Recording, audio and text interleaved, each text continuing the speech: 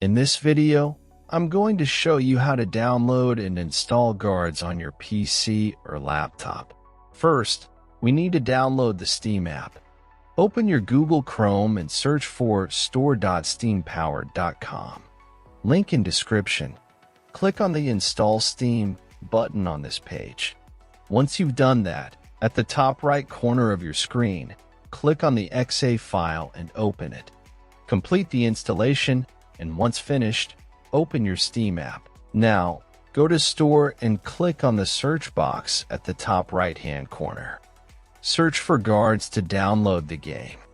If game is not showing up, check out video and description. Else in drop-down menu, click on Guards. Then scroll down until you see Added to the Cart button. Click on it. In new pop-up, click on View My Cart.